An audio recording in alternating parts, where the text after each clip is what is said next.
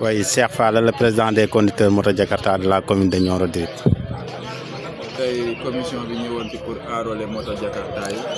waaw tey commission bi ñëw nañ fi depuis 10 heures ñu yegg si nañ fi ay 10 heures yooyu ñu ngi ci liggéey bi nag ñoom actuellement ni ñu ngi ci liggéey bi waaw. liggéey bi naka la demee. liggéey bi ni mu demee waaw commencé nañ ko si bisimilah yàlla na yegg ci alhamdulilah rabil alamin en tout cas mu ngi dox ni mu war a doxee actuellement ñu ngi ko teg ci yoon affaire bi ñu ngi circuler normal waaw. lan la ñu laaj pour ñu mën a enrôler moto yi. waaw li ñu laaj mooy comment dirais-je encore CMC ak photocopie d'identité légalisée yow mi jënd moto bi sa photocopie d'identité légalisée moom lañ la laaj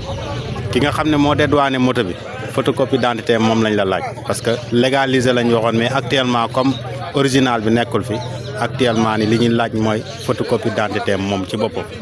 waaw loolu moo fi nekk actuellement nii daal loolu moom lañ fi defagum comme kii quoi. am na lu ñu mën a joxe comme. xaalis am na looy fay. non actuellement moom fayoo mais su fekkee ni sa pièce génn na suñ la wooyee téléphone pour nga jëli ko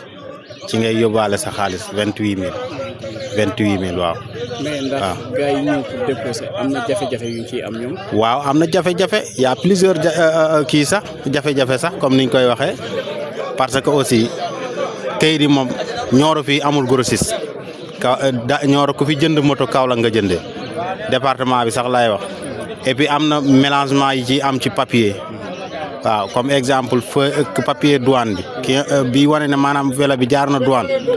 des fois gars yi def erreur ci chiffres yi nga xamante ni mooy nekk ci kii boobu numéro sachet bi ak maanaam léegi ni CMC bi aussi ak kayitu douane bi des fois aussi am na quelques kii erreur yu ciy am te erreur bu ci am nag moom dañ lay wax nga rectifier ko quoi ñi nga xam ne deuxième mai lañ jënd te jëndul vélo yu bees ñoom itam. ki nga xam ne dafa jënd deuxième mai kooku day am li ñuy wax acte de vente maanaam ki la jaay moto bi wane ne moom moo la jaay moto bi loolu moo fi nekk acte de vente photocopie d'identité am jox la yaa ngi dégg parce que xam nga acte de vente day am sa numéro comment dirais-je encore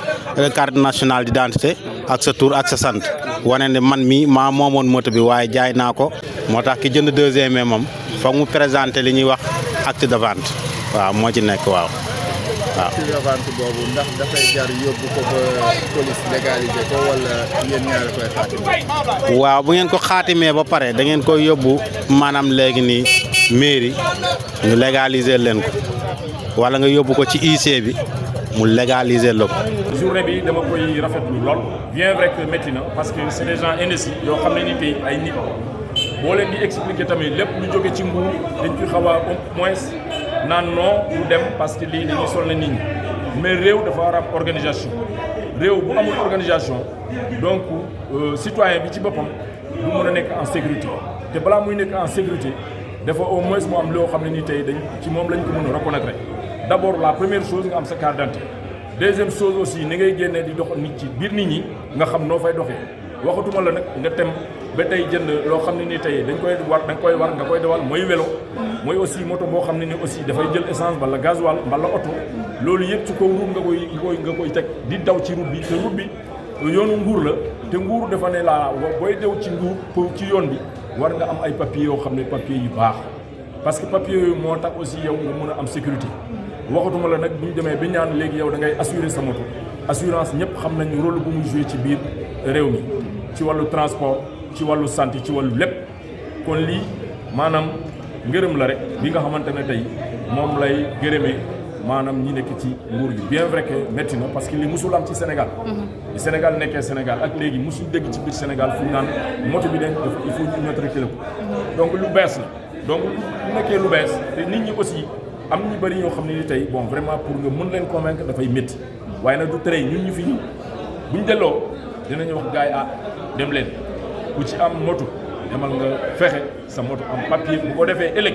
boo tegoo ci kaw yoon bi nga dajeek force de l'ordre bu la interpellé nga mën koo woon li nga xamante ne loolu firnde la que yow am nga autorisation am nga sañ-sañ daw ci li nga xamante ne mooy code de la route noonu la ko respecté.